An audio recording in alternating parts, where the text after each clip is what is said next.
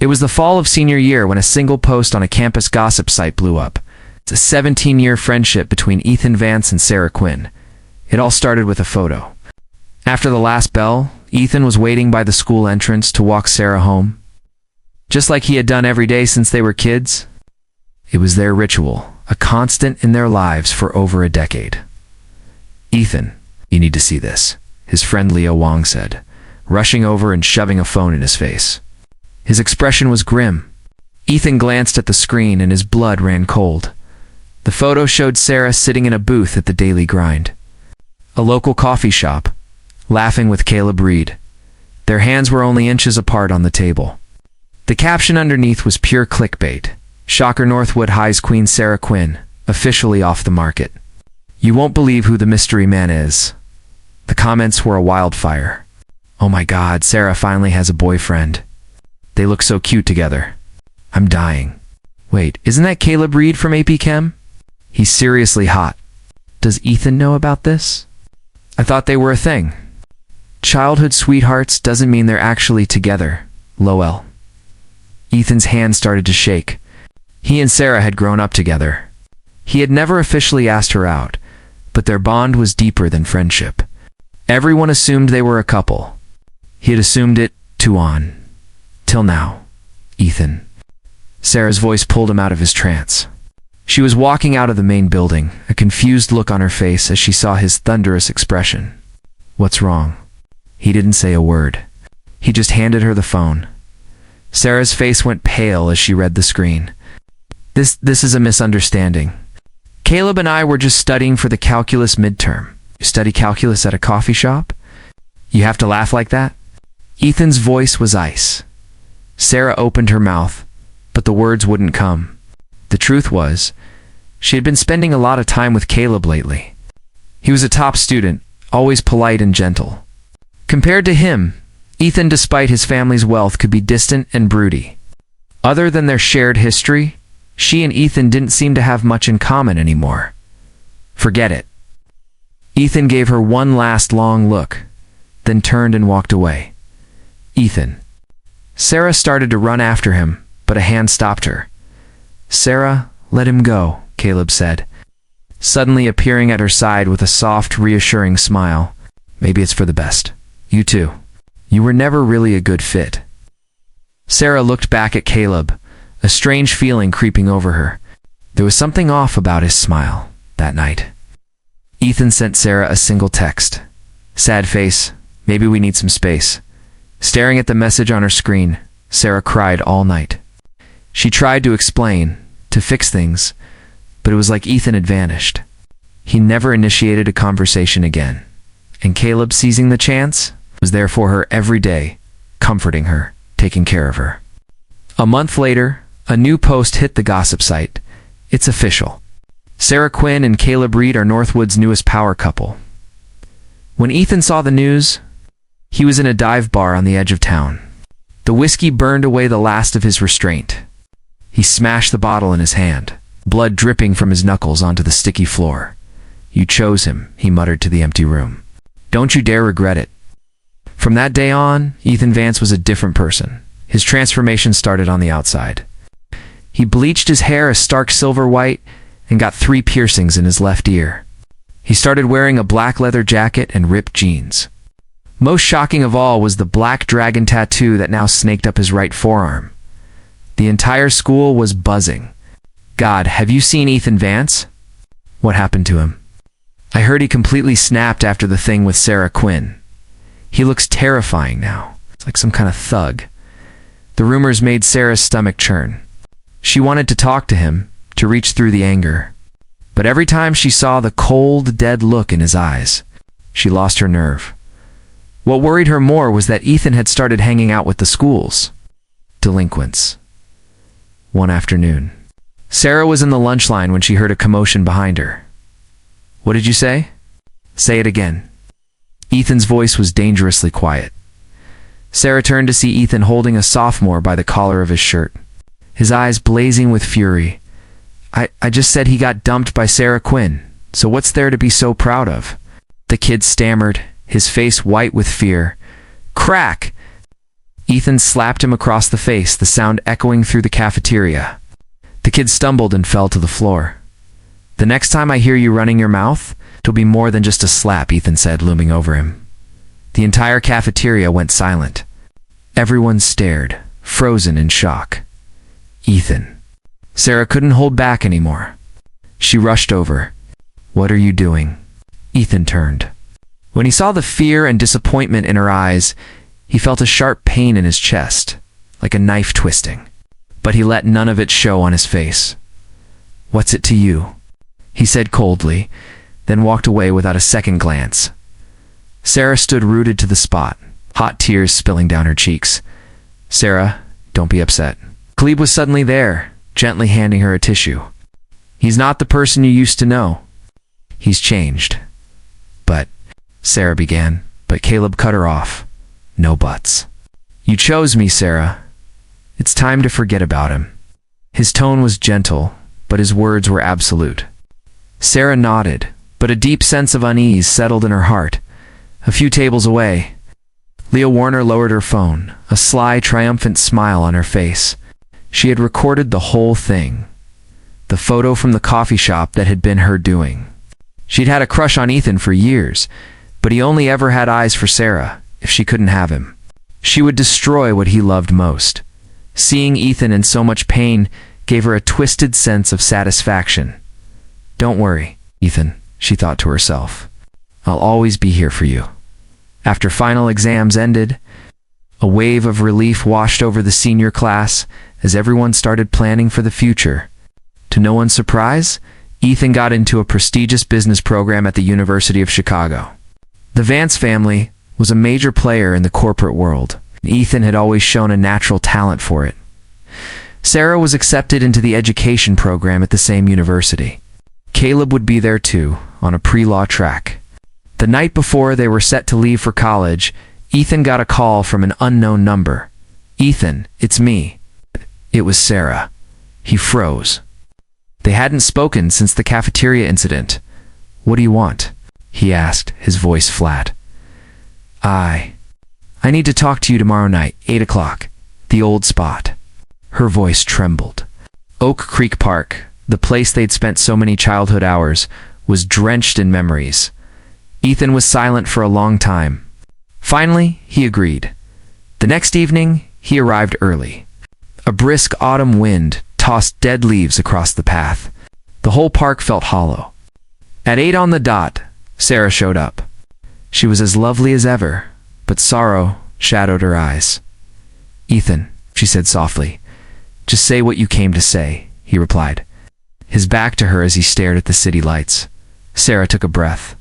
"I'm leaving tomorrow. Before I go, I want to clear the air. Nothing too clear. You and Caleb seem perfectly happy, right?" His voice dripped with sarcasm. "Ethan, please turn around. Look at me." Tears were already welling. His body tensed, but he didn't move. "The photo was a mistake," she choked out. "Caleb and I were never as close as it looked." "Then why did you get with him?" he asked, finally turning, his eyes searching her face. A storm of complicated feelings twisted inside him.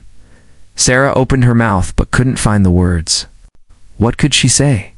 That she'd drifted away because his distance had pushed her. That Caleb's gentle persistence had worn her down. She had let spite and loneliness steer her choices. Ethan saw the conflict on her face and let out a bitter laugh. "It doesn't matter now. It's all in the past. I hope you'll be happy," Sarah managed. She wanted to say more, but he was already walking away. She watched his silhouette vanish into the night, and a sob ripped from her. After tonight, she knew there was no going back. Hidden behind a large oak, Leah Warner watched it all and pulled out her phone. She texted Caleb, "Plan worked. They're done for good." He replied with a frown-faced emoji and, "Good work. Proceed to the next phase." Leah slipped the phone away with a confident smirk. It had taken 3 years to set the board. Now it was time for checkmate. 4 years later, Ethan graduated and went straight into the family business at Vance Holdings. With ruthless tactics and an instinct for deals, he made a name for himself in Chicago finance. But he'd grown colder and more detached. Associates called him a machine programmed for profit and nothing else. One afternoon, Ethan was reviewing documents in his corner office when his assistant, Mr. Peterson, knocked. "Mr. Vance, there's a visitor to see you." "Not seeing anyone," Ethan said without looking up, "sir." "He says he's an old classmate, a Mr. Caleb Reed." The name stopped Ethan's pen mid-stroke. After all the years, it still got a reaction out of him. "Send him in." Minutes later, Caleb walked through the door, polished and composed, but with a new, calculating sharpness in his eyes. "Ethan." "Long time." Caleb smiled. "State your business." Ethan leaned back in his leather chair, voice dismissive. "State yours." "I'm with Ridgeway Capital now. I heard Vance Holdings has a new project. I wanted to discuss a potential partnership." Caleb was direct. Ethan laughed coldly. "You think I'd ever work with you? We're adults now, Ethan. High school should stay in the past. Besides, Sarah would want us to make peace." Caleb's tone was earnest. At the mention of her name, Ethan's expression went predatory. "How is she?" he asked, careful and neutral. "She's great." "We're getting married next year," Caleb said, watching Ethan's reaction. Ethan's face remained stone, but the pen creaked under the pressure of his grip. "Is that so?" "Congratulations." He stood and walked to the floor-toothing window. "As for the partnership, the answer is no. You and I will never have anything to do with each other." Caleb's smile faltered. "Ethan, are you still hung up on high school?" "No," Ethan said, turning back with eyes like chips of ice. "I just don't like looking at your face." Caleb started to reply, but Ethan cut him off. "Peterson, show our guest out." Ethan sat and refused another glance. Escorted from the office, Caleb's face hardened with fury. He pulled out his phone and called Leah. "We need to speed up the plan." Leah's voice bubbled with excitement. "I've been waiting for you to say that." Back in his office, Ethan sat in a cold silence, his thoughts racing. "Sarah, you still chose him." A month later, explosive news tore through the financial world. Ridgeway Capital, Ridgeway. Caleb's firm was exposed for massive fraud. Their stock collapsed. The company teetered on the brink. Caleb burst into Vance Holdings in a white-hot rage. "Ethan, did you do this?" he demanded, storming into the office. Ethan calmly sipped his coffee. He glanced up with a cold smirk. "Did I do what?" "Ridgeway, don't tell me this is a coincidence." Caleb's eyes were wild. Ethan set his mug down slowly. "Business is a battlefield. Sometimes you win, sometimes you lose. It's not my problem your father got caught cooking the books." "You knew about it?" Caleb accused, incredulous. "Of course I knew," Ethan said. "And I know all the other secrets your family keeps behind their respectable facade." He rose and stepped closer. The memory of that coffee shop photo sharp in his mind. The color drained from Caleb's face. "What? What are you talking about?" Caleb stammered. "Still playing dumb?" Ethan's laugh was harsh and humorless. "Leah Warner told me everything. How you two planned to be alone with Sarah. How she took the picture. How you fed the gossip sites. It was all you." Caleb backed up, sweat beading on his forehead. "No, it wasn't like that. For years, I dug up every last detail," Ethan hissed, venomous. "You destroyed what I had with Sarah. Now it's my turn to destroy you." "Ethan, please, let's go." "Sarah has nothing to do with this," Caleb pleaded. The pressure was too much. Caleb's legs gave out, and he sank to his knees. Ethan looked down at the broken man on the floor with no pity. "If she was so innocent, why didn't she trust me? Why did she choose you?" he demanded. "Because," Caleb stammered, words failing him. "Because their plan had been flawless. Because Sarah had been kept in the dark. Because she hadn't known the truth. Because she didn't love me." Ethan finished his thought for him, the words tasting like ash. "If she had loved me, nothing could have made her leave my side." He turned and walked back to his desk. "You can go. What happened to Ridgeway is just the beginning." Caleb struggled to his feet, wanting to say something, anything, but nothing came. He stumbled out of the office, broken. At that moment, Sarah was in a lecture hall at the university.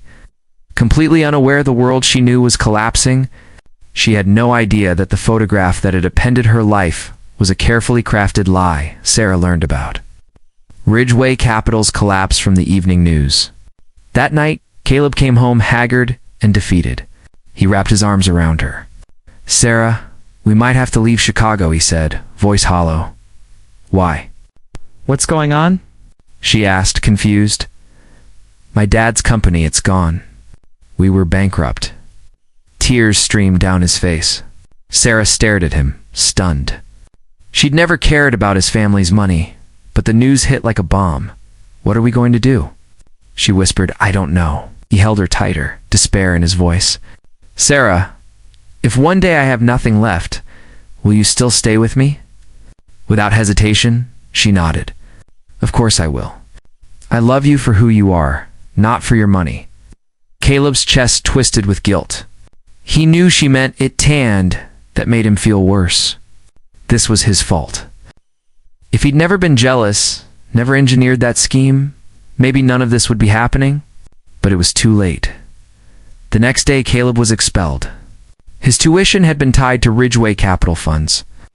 With the firm bankrupt and assets frozen, the university demanded immediate payment or his record would be voided. Trying to help, Sarah went to the dean, offering her scholarship money. The dean had worse news. "Miss Quinn, I'm afraid your scholarship has been revoked." The corporate sponsor pulled its endowment and specifically requested her funding be terminated. "Which company?" Sarah asked, heart pounding. "Vance Holdings." The dean replied. The name hit her like a physical blow. Ethan, this was his revenge. That afternoon, Sarah sat alone in her dorm, memories looping, childhood. The coffee shop photo, the bitter break, and now this calculated cruelty. It felt like a nightmare. She couldn't understand how it had come to this, why Ethan would do this to her. Her phone rang, an unknown number. "Hello, Sarah, it's me." Ethan's voice trembled her hand. "Ethan, is that you? I want to see you." "Tonight, 8 o'clock, the old spot?" His tone was flat, calm, emotionless. Sarah wanted to say no, but she couldn't. "Okay," she finally agreed. She sat on the edge of the bed, her mind a storm. After 4 years, she was about to see him again. The park was emptier than she remembered. Streetlights casting thin shadows, no one around. She stood where they'd said goodbye for years before. At 8, a black Maybach pulled up and Ethan stepped out in a tailored suit, a Patek Philippe flashing at his wrist. He'd matured. His features were sharper, his eyes colder than ever. "Ethan," she whispered. He walked over and looked her up and down. "You've lost weight," he said flatly. "You've changed." An awkward silence stretched. Ethan broke it. "You heard about the scholarship, I assume?" "What did I ever do to you that was so wrong you had to do this to me?" Sarah asked, voice shaking. He laughed bitterly. "You did nothing wrong. I was the one who erred wrong to assume we'd end up together, wrong to think you'd always be by my side. But I see clearly now." He cut her off. "Feelings, loyalty, their illusion. You chose Caleb. Now you must live with the consequences." The consequences. Dread flooded her. "Ridgeway's collapse is only the start," he said, eyes narrowing. "Next, I'll make sure Caleb loses everything: his job, his future, his dignity. I'll take it all." "Have you lost your mind?" she cried. "Why are you doing this?" "I hate him," Ethan said, voice low and ice cold. "He took the most important thing from me. Now he'll pay." "And what about me?" she begged, tears falling. "What am I in all this?" For a flicker, something passed over his face, but he snuffed it out. "You," he said with chilling cruelty, "you're just a trophy. A trophy I once wanted, but now can't be bothered with." The words hit like a blow. "You've changed, Ethan. I don't even know who you are anymore." She sobbed. "Good," he replied, turning away. "Then you can pretend you never knew me." "Ethan, wait," she called. "If you want revenge, take it out on me. Caleb's innocent." He stopped but did not turn. "Innocent. Do you know how that photo came to exist?" he asked, voice cold. "It was a trap set up by Caleb and Leah Warner to break us up." "No," Sarah breathed. "That's impossible. Caleb wouldn't. Ethan's expression turned mocking. Then why does Laya have a full video of your coffee date? Why was she stoking rumors on every platform? Why did Caleb always show up at the perfect moment to comfort you? Each question landed like a hammer blow to her heart. Thinking it over, she realized it was true. Too many coincidences. My life for the past 4 years? It's all been a lie, she whispered, voice trembling. You finally get it? Ethan asked, looking at her broken face. There was no satisfaction in him now, only a hollow, exhausted emptiness. But it's too late, Sarah. Some things, once they're broken, can never be put back together. He turned and walked away, leaving her to collapse inward. Her sobs swallowed by the lonely night, Sarah cried through the whole night. The next morning, red-eyed and swollen, she went to find Caleb. Caleb, I need to ask you something, she said, her voice steady, but with a dangerous edge. What is it? He replied, a knot of anxiety tightening in his stomach. That photo from senior year, did you set it up? She demanded, her gaze boring into him. The color drained from Caleb's face. Sarah, what are you talking about? What photo? Are you still going to lie to me? She let out a hard, bitter laugh. Ethan told me everything. The trap you and Leah designed to tear us apart. Caleb opened his mouth to deny it, but the look in her eyes told him denial was useless. Sarah, I can explain. Explain what? How you lied to me for 4 years. Fresh tears streaked down her cheeks. Caleb, I trusted you more than anyone, and you used me like I was a pawn. No, he said desperately. Sarah, I really do love you. It may have started as a plan, but my feelings for you became real. Real. She shook her head in disgust. A relationship built on lies? Tell me which part of that is real. Sarah, please forgive me. I know I was wrong. He reached for her, but she pushed him away. Don't touch me, she recoiled, eyes full of revulsion. As of right now, we are done. Sarah, he pleaded, but she had already turned and walked away. Caleb sank into a chair, face a mask of despair. He knew he had lost her for good, and it was entirely his doing. As soon as she left the building, Sarah dialed Ethan. Ethan, I need to see you. What's left to talk about? His voice was cold. I want to apologize, she said, biting her lip. For what happened 4 years ago? I was wrong. I was wrong not to trust you. I was wrong to choose Caleb. There was a long silence. If sorry fixed everything, we wouldn't need courts, Ethan said at last. It's over, Sarah. Your apology doesn't change anything. Go live your life and stay out of mine. He hung up. Sarah stood with her phone in hand for a very long time. The truth hit her. Ethan didn't want her anymore. She had no one to blame but herself. A month later, Caleb was expelled and crushed by debt. His father, Robert Reed, was convicted for Ridgeway Capital's fraud and sent to prison. The family's assets were seized. Overnight, Caleb went from privileged heir to disgraced nobody. But Ethan's revenge wasn't finished. Companies that might have hired Caleb were warned off. Those who took him on found reasons to fire him. Word spread through Chicago's business circles, hire Caleb Reed and you cross Ethan Vance. The blacklist worked. Caleb became unemployable. To survive, he took low-paying, humiliating jobs, washing dishes, delivering food, doing construction. The work was brutal, and the pay barely covered rent. Worse than the money was the shame. Everywhere he went, someone would whisper, "That's Caleb Reed Ridgway's son." They lost everything. The barbs gutted his pride. He drank to forget, and soon looked more like a homeless man than the polished student he'd been. One night, stumbling drunk down an empty street, a black Maybach slid to a stop beside him. Ethan stepped out, silent and unreadable. He looked at the wreck Caleb had become. "How does it feel?" Ethan asked coldly. Caleb looked up, tears mingling with grime on his face. "Ethan, please, just let me go. I was wrong. I know I was wrong." He knelt on the pavement, voice cracking. "I love Sarah. I was terrified of losing her. And that gives you the right to ruin someone else's life?" Ethan's voice grew colder with every word. This he gestured, and the bitterness in him was plain, is the price of betrayal. Please, Ethan, I'll disappear. I'll never bother either of you again. I swear. Caleb grabbed Ethan's leg, desperate. Ethan looked down with contempt. Give her back to me, he sneered. What do you think she is? An object you can pass around? Caleb could only stare. Ethan's words were like shards of glass, and there was nothing left to say. He looked at Caleb with a cold, flat voice. I don't want her anymore. Why would I want something you've already ruined? He kicked Caleb's hand away and climbed back into the car. Just before the Maybach pulled away, he rolled down the window and delivered one last line. This is just the beginning. Caleb, I'm going to make you wish you were dead.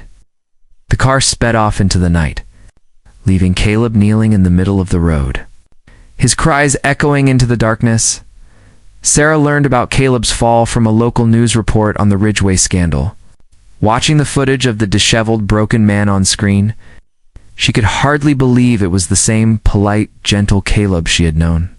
She still hated him for what he'd done, but seeing him so ruined stirred a reluctant pang of pity.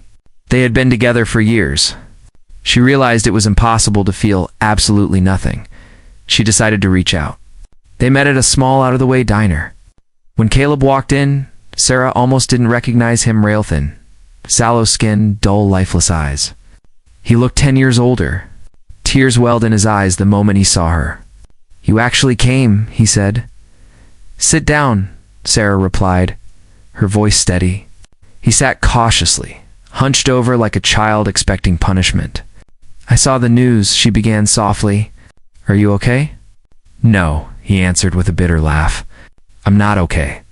I have nothing, no job, no money, not even my dignity. Sarah was silent.